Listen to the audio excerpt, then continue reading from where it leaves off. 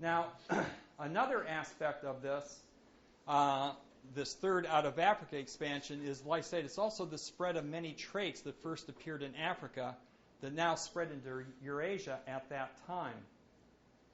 But, of course, the big controversy about this out of Africa is, was it, once again, an out of Africa replacement?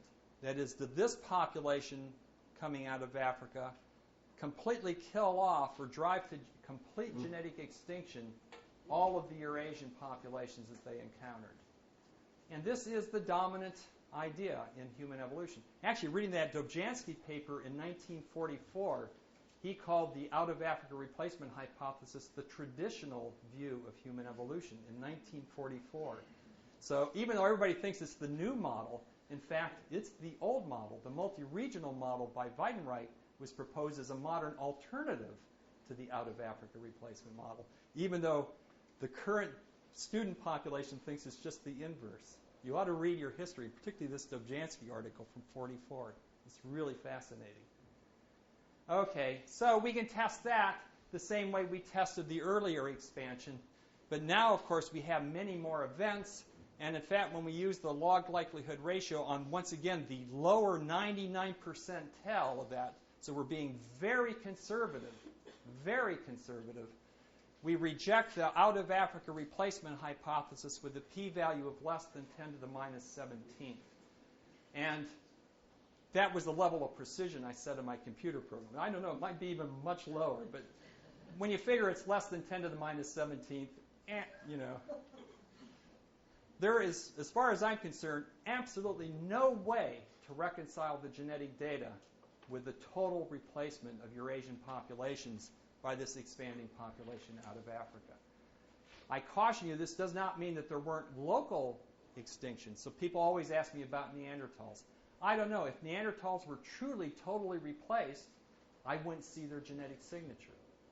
I can say if I phrase the out-of-Africa replacement hypothesis as a null hypothesis of total Eurasian replacement, that hypothesis is totally falsified by this statistical procedure.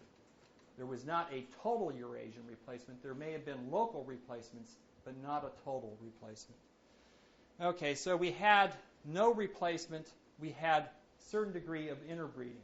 So although our genetic component is mostly out of Africa, it's not exclusively out of Africa. And by the way, we have now many examples of haplotype trees that are older than 100,000 years ago, older than 200,000 years ago, whose roots are clearly in Asia. Those each have a probability of 0 under the out-of-Africa replacement hypothesis.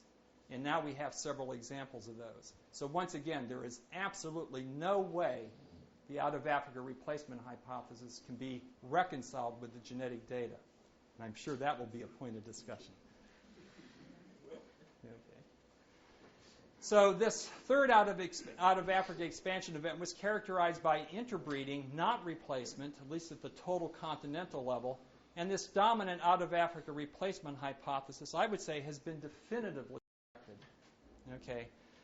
And also, the interbreeding explains the fossil pattern. One of the things that amazed me when I looked at the work of Chris Stringer, who was one of the main paleoanthropologists who was proposing the out-of-Africa replacement hypothesis, versus Milford Wolpoff, who was one of the main people with the multi-regional hypothesis, they both were arguing, saying, these traits show this, these traits show that. And I realized they each had a trait list that was non-overlapping.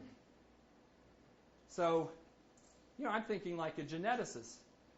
When does every trait have to go in lockstep with one another? And when can traits have separate evolutionary fates?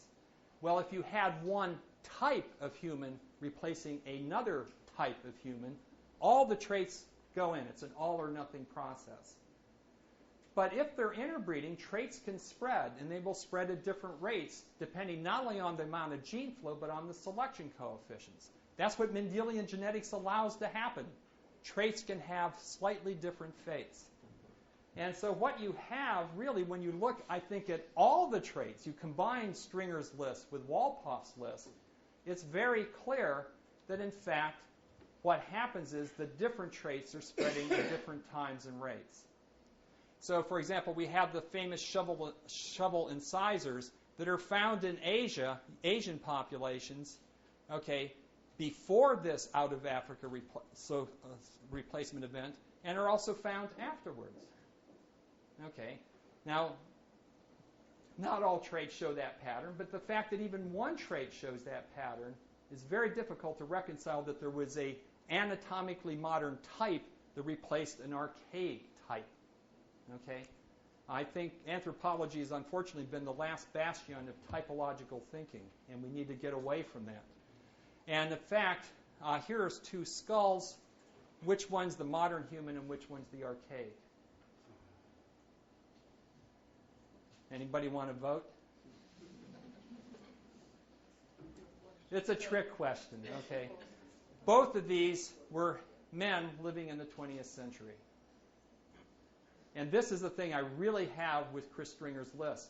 Many of the anatomically modern traits are still polymorphic in living humans. So many living humans are not anatomically modern by the criteria that are set up. Okay. And so, yeah, I'm almost done. Don't worry. This is the end. Okay. So I think actually the fossil data is far more better explained by a model of interbreeding. It's mostly out of Africa, but there's been some degree of interbreeding as well. And that explains the fossil data far better than a replacement of one type by another type. And then comes the rest, which I'm not talking about. So there were more expansions, the colonization of northern Eurasia, the colonization of the Pacific, the Americas. There was, interestingly, an out-of-Asia expansion that was confirmed by the Y chromosome and nuclear genes, but not mitochondria, which indicated it was a male-mediated expansion. So it obviously had to have interbreeding, okay, or it wouldn't have occurred. And so anyway, so that explains the current rate. Notice there is still, at no point, a tree-like structure to human evolution.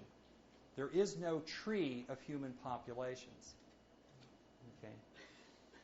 So there's two dominant themes to this model. Oh, yeah, one thing I did want to point out is, like in the computer simulations, this is not one of the 8 models that is simulated. And I know many people have simulated models of human evolution. One of the strengths of the nested clade analysis is you don't start with an a priori model. You let the data tell you what the appropriate model is. So this is the model that emerges from cross-validated statistically significant inferences. I didn't start with a model. It has elements of the out-of-Africa model. In fact, it's got more out-of-Africa events than the out-of-Africa model. But it also has the gene flow like the multi-regional model. It's neither one or the other. It's a mixture of the two. And I think that's the great strength of the nested clade analysis. You don't come in with an a priori view of what was happening. You let the data tell you what's going on. So there's two dominant themes we see from this data. One, out-of-Africa expansions. For some reason, populations of African origin dominate recent human evolution, although not exclusively. And I can speculate on some reasons why, but to tell the truth, it's just speculation. But Africa has played a very central role in human evolution over the last 2 million years. The other theme is genetic interchange. We have recurrent gene flow with isolation by distance, and that dominates human history. And we have these occasional range expansions, but these result in interbreeding, not total replacement. So when humans come in contact, hey, I'm from the 60s, they make love, war. Okay?